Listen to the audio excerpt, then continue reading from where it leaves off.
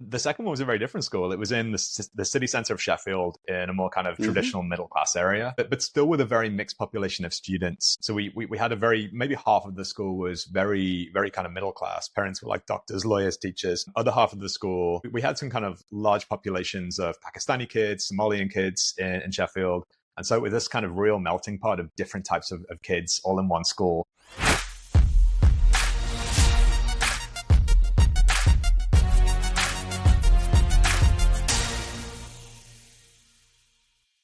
Hey, this is William Tincup and Ryan Leary. You are listening, hopefully watching, Inside the C-Suite podcast. We got James on today. James is originally from the UK, but he lives in San Francisco and has for close to a decade now. James, would you do us a favor and introduce yourself? Yep. Hey guys, excited to be with you today and to have the chat with you both. Yeah, my name's James Cross.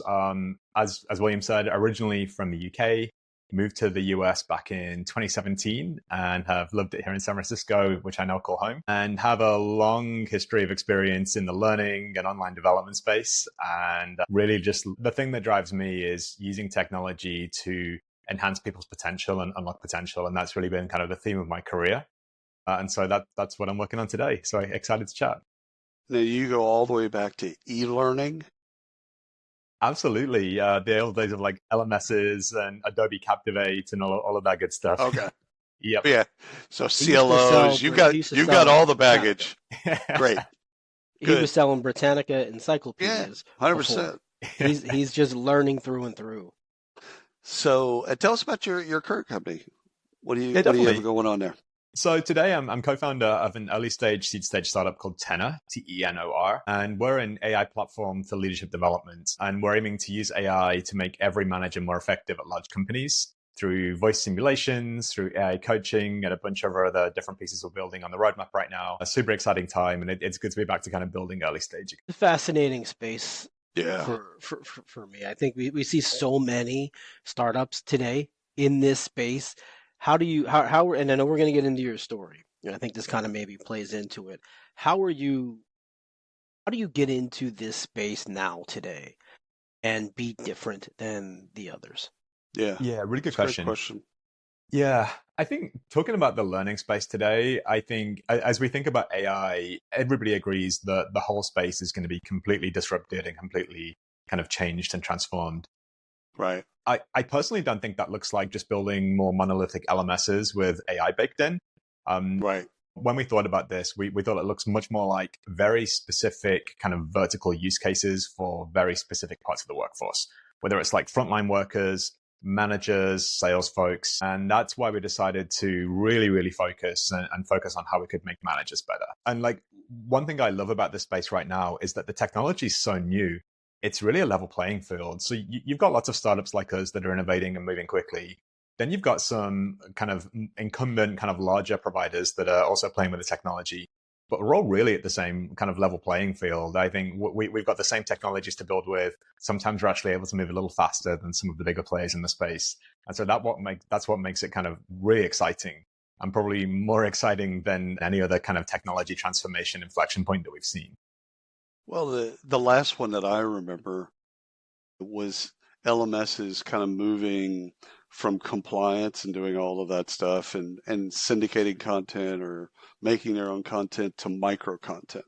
And that was a big, in that space for those people, the training and development, that was a big shift because, that was usually the classroom, we're going to watch a video and then we're going to do this, take a test, all that stuff. And like, no, we need 3-minute videos because people they don't have time for that. They're, blah, blah, blah. And so that shift, I mean, we lost some people in that shift because they knew how to do this one thing.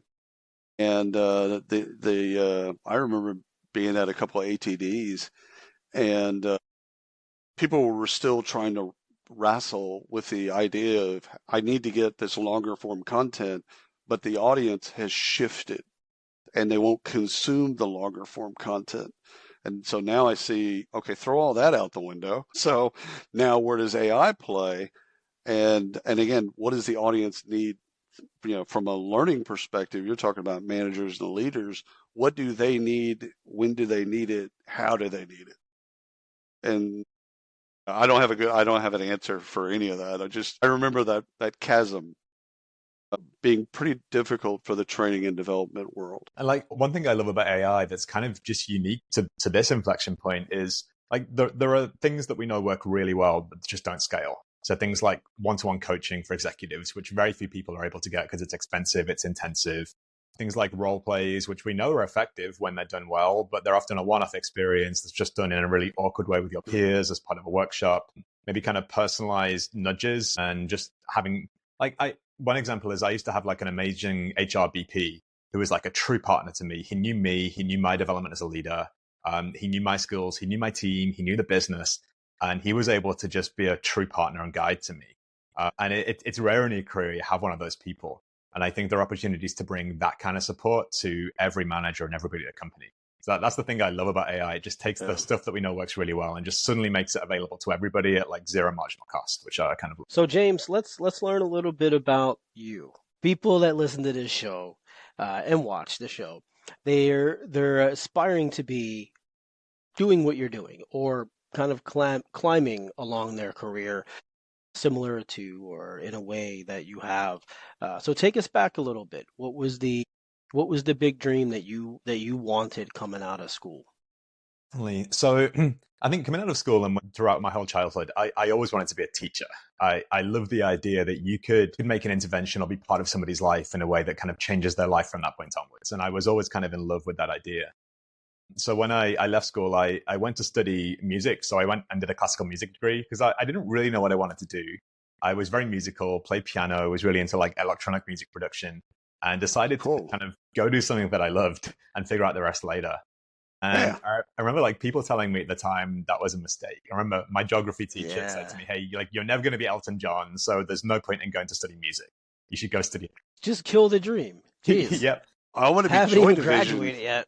I don't want to be Elton John.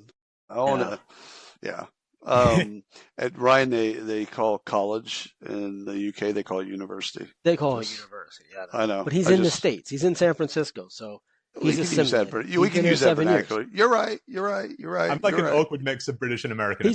Yeah. 7 years is long enough to become a citizen, so we're going to claim it. I became a citizen 2 months back, so I was able to vote this year. So that felt good to be officially a citizen. Congratulations! So it is officially college. There we go. So it's kidding. I'm just kidding. Hey, I need to go back before we go back to the because I want to explore classical music with you for just a second. But before I do that, how you at Tenor look at skills? Because so much of leadership and managers and things like that, and the skills they're moving so fast, they're decaying fast. What's your take on kind of skills and learning? What's your bit there? Yeah, really good question. I think obviously there's so much noise about skills right now, and it seems to be, it's been like a hot topic for a few years. One thing I've seen is lots of companies investing really heavily in skills infrastructure because they know it's something they should be investing in. So they'll spend a lot of money on taxonomies and infrastructure. What I haven't seen so much, aside from things like talent marketplaces, is the application of those skills in the real world and like the real world impact of those investments. So one thing we think a lot about at Tenor is how can we kind of take skills that we know managers need to be gaining and actually give them opportunities to practice and build those in the real world using AI to do that. So we think a lot about that last mile and connecting that skills infrastructure companies have invested in to actual real world impact and helping people in their kind of day-to-day world. Thank you, because I was so dark. I've been so dark on skills because I see it as another competency model kind of wave of like, we're going to get really, really hot. We're going to hire, fire, promote. Everything's going to be based on a competency model, only to find out that like 3 people in the world use competency models in that way. And so when the skills wave kind of came, I'm like, I've seen this shit before. I don't need to see this again. But I really, really like what you're doing in terms of that last mile and putting people in the scenarios and situations and all that other stuff to then learn the skill that they actually need to learn. Anyhow, thank you, because it gives me hope that people will actually use it. To add like a little bit more, to be a bit more specific there. So when we work, so we primarily work with large companies who have leadership development teams, and they've usually got kind of leadership and manager skills frameworks and things they want their managers to be good at. We're able to like ingest that into our platform.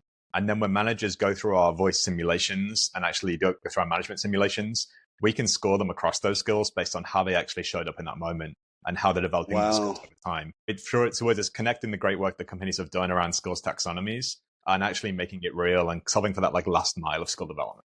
I'm glad I asked that question. Ryan, I'm sorry. I interrupted the bit. We were coming back through university. We're talking classical music. Yeah, dude. That's I have it's not zero my genre. musical bones. Yeah, me too, Ryan. Netflix has a new, monstrous story to tell. In 1950s Wisconsin, Ed Gein lived quietly on a decaying farm, hiding a house of horrors so gruesome it would redefine the American nightmare. Driven by isolation, psychosis, and an all-consuming obsession with his mother, he committed crimes that would haunt Hollywood for decades. The third and most harrowing installment of Ryan Murphy and Ian Brennan's anthology series. Watch Monster, the Ed Gein story, October 3rd, only on Netflix. No.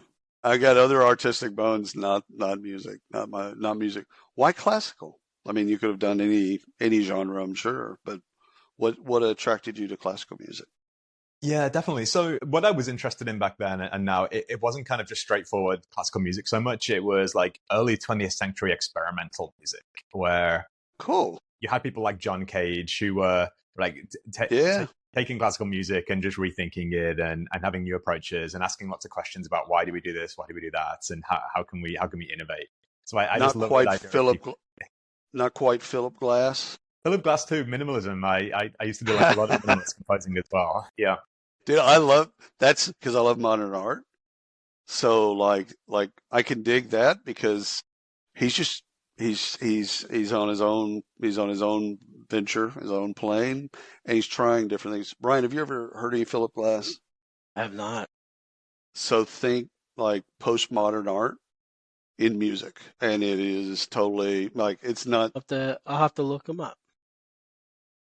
He's been in he's been on a lot of music, kind of movie theme tunes and movie soundtracks. So you've likely heard it. I've likely heard it. So, 100%. James, so question around something you just said. So, when you're saying that I forget the person you mentioned, but they took the late 1920s and they kind of put their own spin on it and and played with that a bit.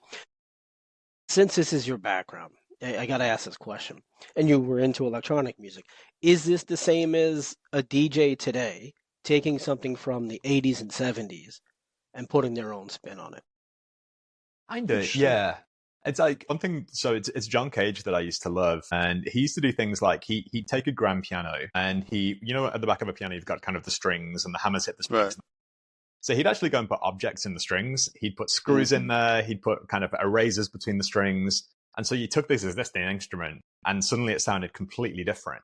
And he also loved the idea of chance as well. So every time you do that, when you play his piece, it's going to sound completely different because the piano's a little different, the strings are a little different, the objects he plays are in different places. So he loved that idea that the thing that his pieces sound different every time. And I kind of love that experiments and things. Yeah. It becomes experiential art. So you go and experience it. So if you're in Sydney and you experience it there, and then you go to the Met or you go to London, and it's completely different. He's doing the same song. It's a new experience. It's a different experience, which again, some of the audience is going to love that because they got something totally unique to them at that particular moment.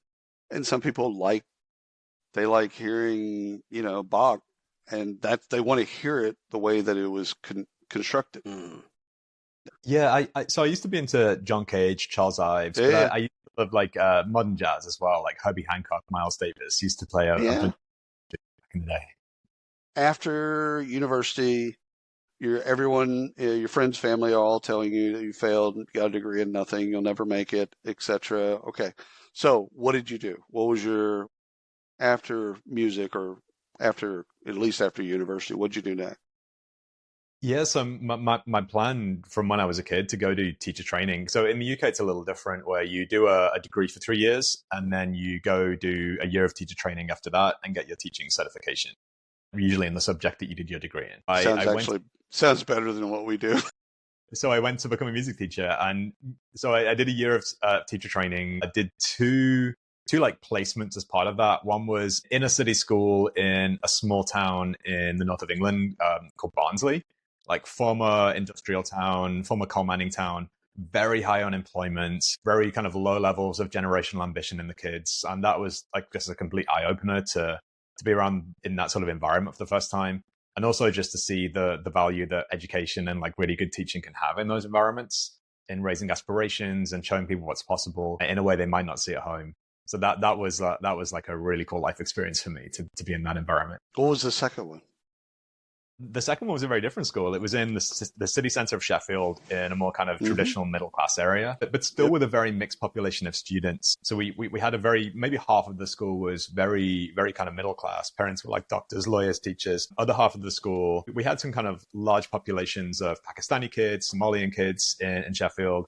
And so with this kind of real melting pot of different types of kids all in one school, just because of the way that the catchment area of that school kind of shook out. So that was a fascinating life experience as well. Yeah.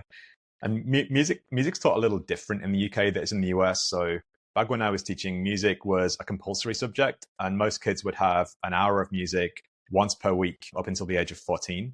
And so I had these like mixed classes of 30, 35 kids, had to teach them music. And with a school population that mixed, that was like a really, really kind of interesting experience. And you just have to find the common threads and make sure you're delivering lessons that really speak to different folks with different backgrounds and different musical experience. Right. So that was and some people want to be there. Some kids want to be there, and some kids would rather not care less. Yeah. Yeah, absolutely.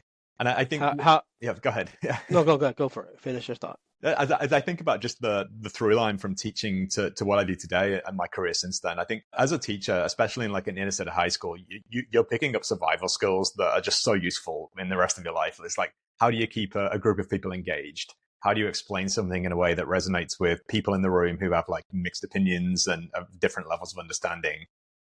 How do you think about like developing people and progress over time? How do you coach people?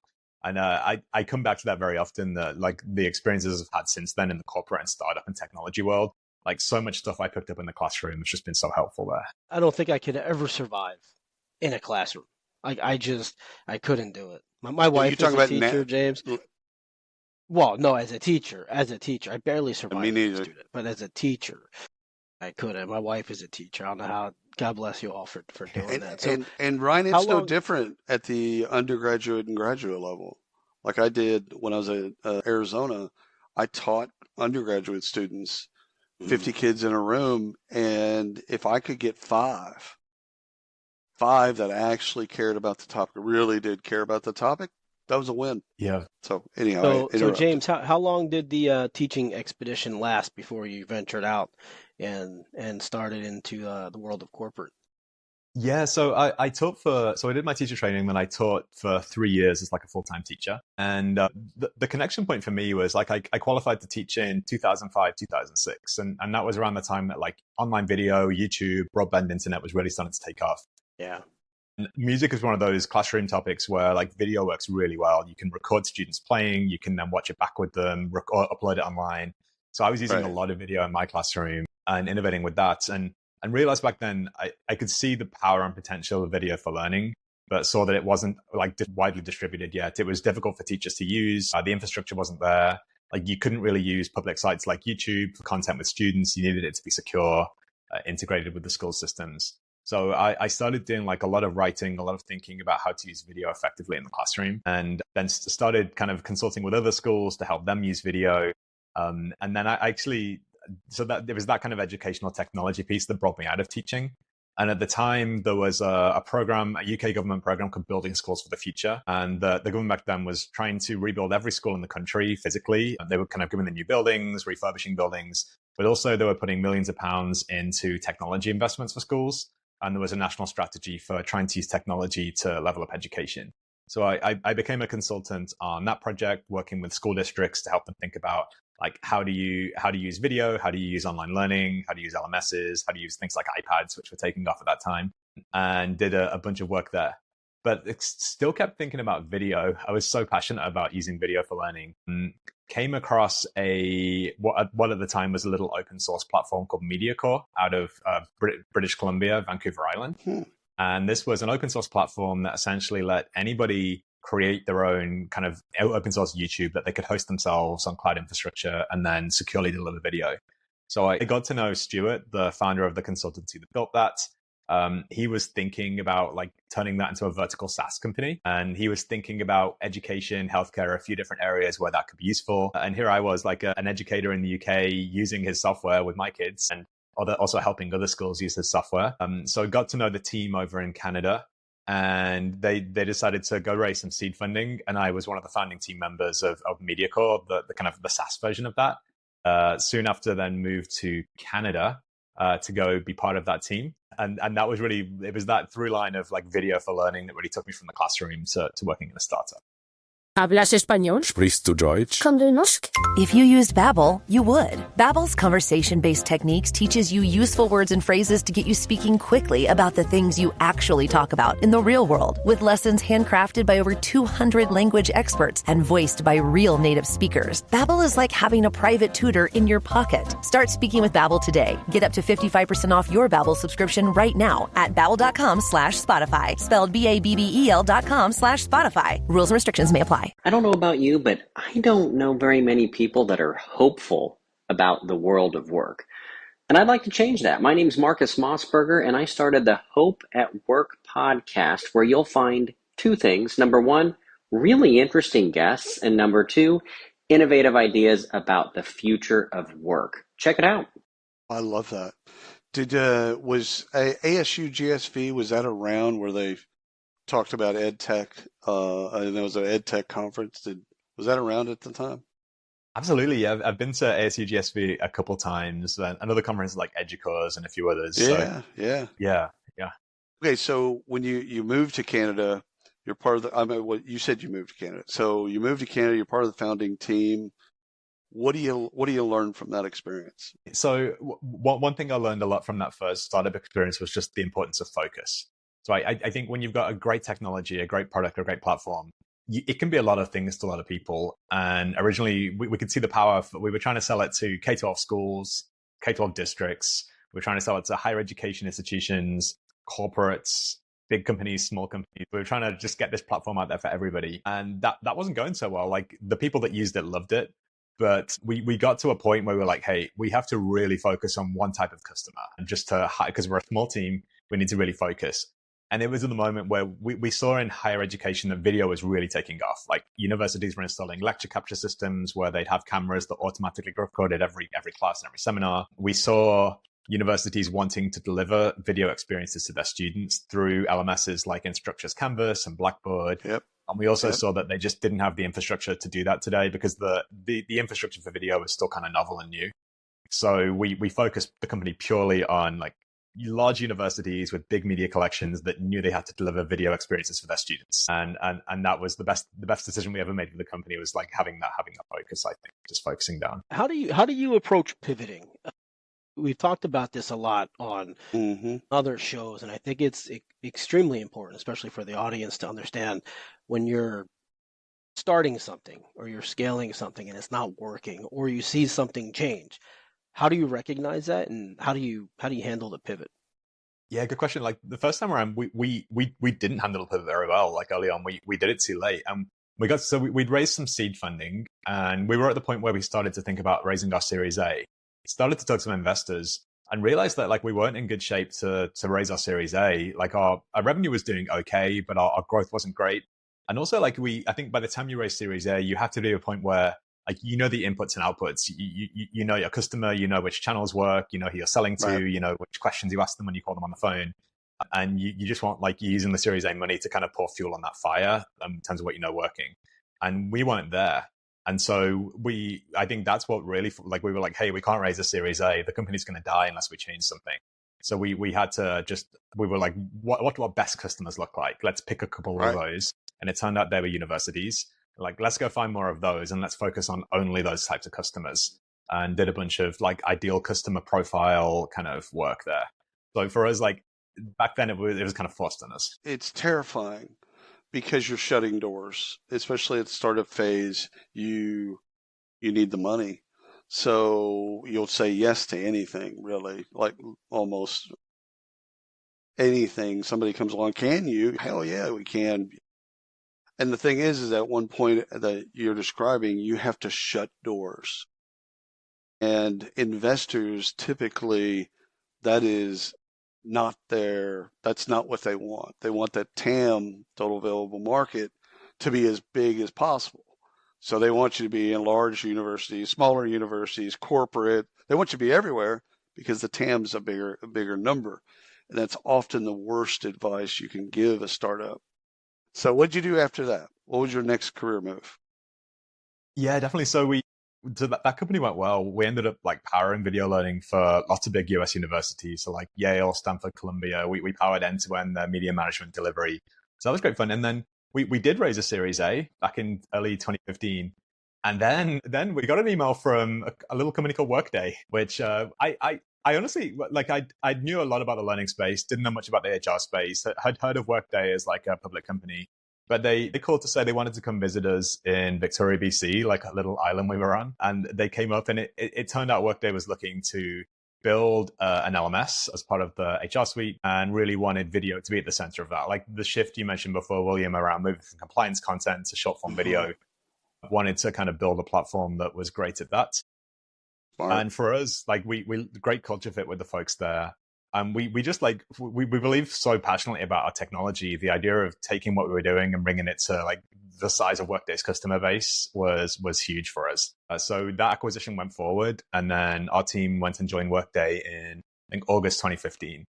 And today, like the little Victoria, BC office that had 20 of us back then when we were acquired now has a couple hundred people for Workday. Wow. So it's been good to see that team grow. And the office is still there. Yep, different physical location now. It's expanded. Sure. But yeah, the Victoria, BC office is like a development office for Workday along with Vancouver. And like the majority of our little 20-person team are still there. It's that's great. Awesome. So Workday gives you a call and you're in this little office. Do you clean it, prep it? What do you do? Do you like, oh my God, guys, Workday's coming? Do you clean it up, throw some balloons in there, some flowers? Or do you just come as we are?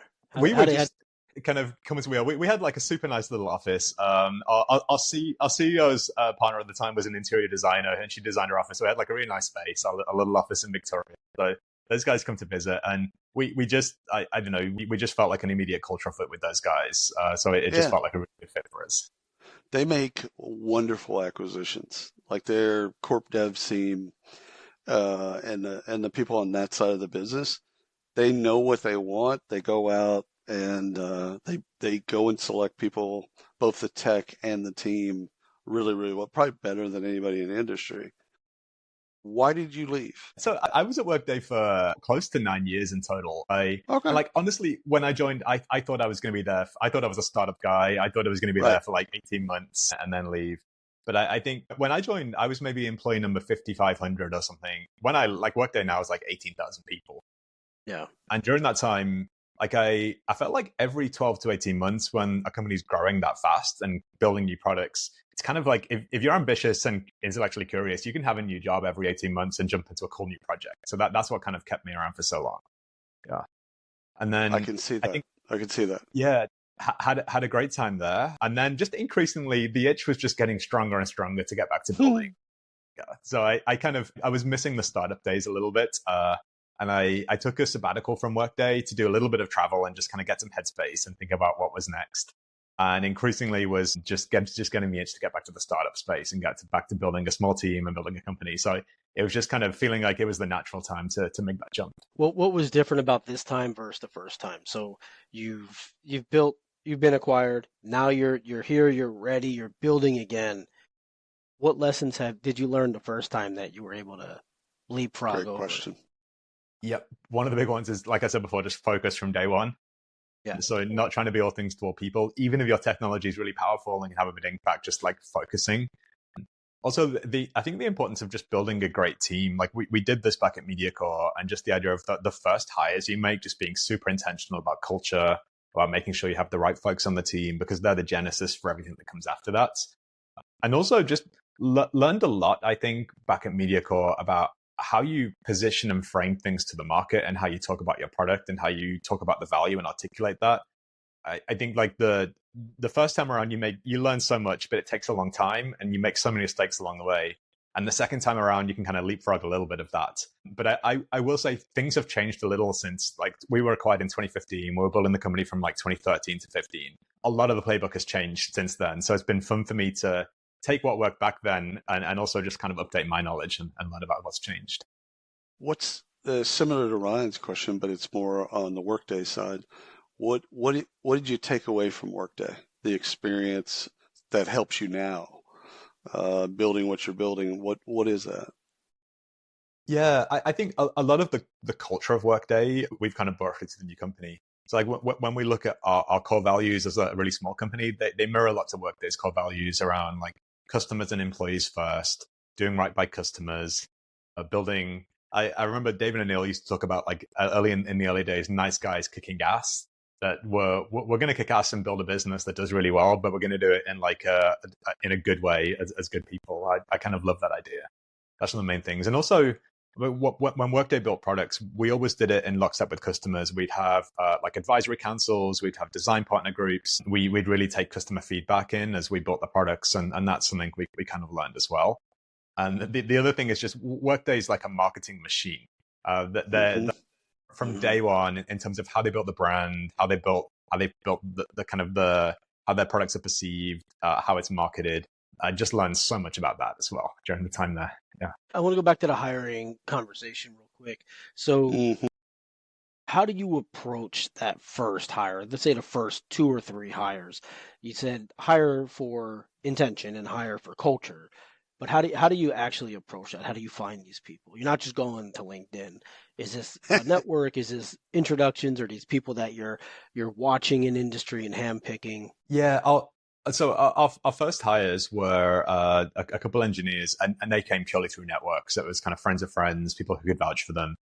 And they've worked out super well. We've ended up being quite a distributed team right now. We kind of didn't intend that, but we just found like amazing people who are in different places and have been able to bring them on board and build an asynchronous culture.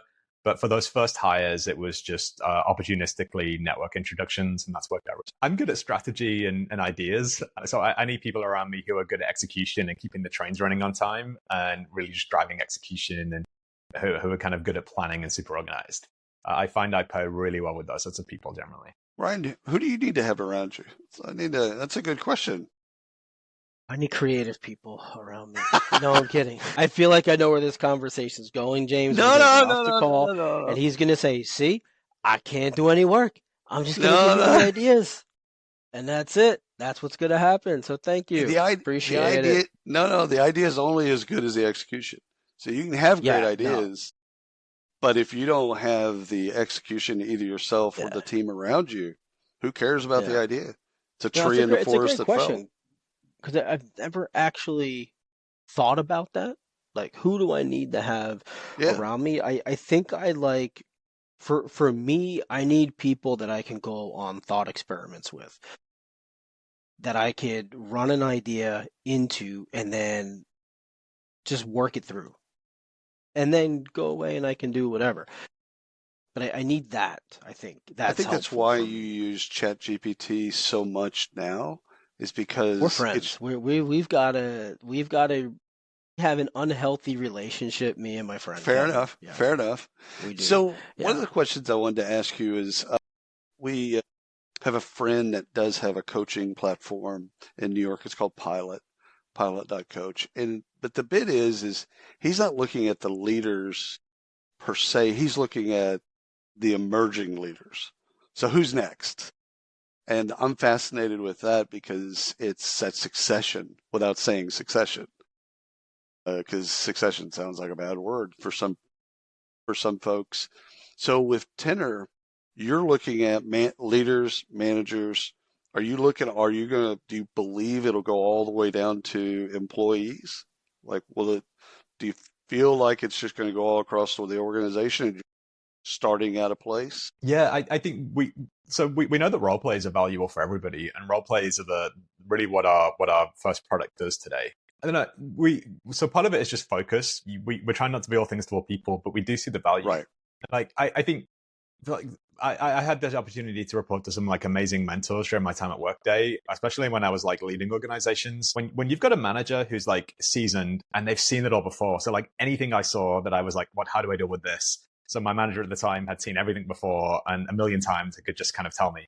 And he was able to do that because he'd just been a manager for a long time and had got the reps in and had seen it all before. And I think with things like AI role plays, I think we can start to accelerate that process for earlier career leaders, where they can work with AI characters and they can have performance conversations and deal with difficult characters and kind of get the reps in a way that's like safe and secure and simulated.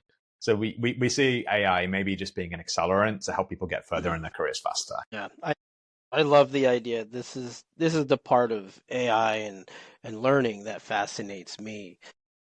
So James, we've been down your whole career, right? I'm sure we could talk for days on this. Final question on my side. You've experienced a long career. You've been through startups in the corporate, back into now building another startup, but you don't get there by accident, right? So you've been through school, you were told why music, all of that. You've experienced all of this now. What do you tell your younger self? If you could go back and tell your younger self, what's the advice you give that person? Great question. Yeah, it's probably just, sometimes it's okay to just kind of to not know. And sometimes when you see a promising thread, just to pull in it and see where it goes.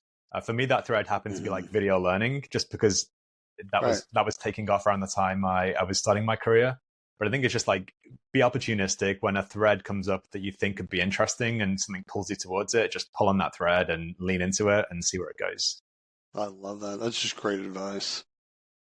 The last thing for me, and this has been wonderful, James, the world of kind of, I've told people this, and first of all, it's probably a lie, so I'll own that. But during a recession, the things that usually don't get cut are payroll technology, benefits technology, and anything related to high potentials or high performers. So they're not going to cut off their nose to spite their face. And those other technologies kind of make the business run, even if they have less employees. Do you see the same thing in the folks that you're dealing with, that they need that learning? They need it in the way that you're delivering it. And even if there's a recession or whatever, they still need to invest in what's next and the people that are leading the company and the people that are kind of at that next. Yeah, good question. Maybe two answers to that. They're a little different. The first is, I think, I spend every day speaking with leadership development leaders at large companies, and they're so focused on building their leadership bench, making sure that they've good pipeline, good leaders in place, good succession planning, and they're looking to heavily invest there to make sure that that's the case. Also, I think you talked about things getting cut and when times get a little tough. I think one of the best things about AI is it can really be a force multiplier for like small L&D teams or small leadership development teams. You look at even large companies and look at the leadership development team or manager effectiveness team specifically. It's usually going to be like 3, max 5 people in that team who are looking to help every manager across the company. And I think AI really helps those small teams as a force multiplier and helps them like help people at scale. Well, also, cool. Sometimes we'll meet companies where they've just got to the point in their life cycle where they're starting to invest in leadership development. And they may have one person, and that one person's like, hey, it's just me. I need to help every manager across the company. And I've got a couple hundred managers, and they're going to have to use technology to do that. So I think AI just lets us be a force multiplier in new ways. Yeah. Drops mic, walks off stage. That is so genius. You clone yourself. Oh, you can't do that? All right, AI. James, this has been wonderful. Thank you for carving out time for us. I know Ryan and I learned a lot, and I know the audience will love this as well. We appreciate you. Just thanks for being here.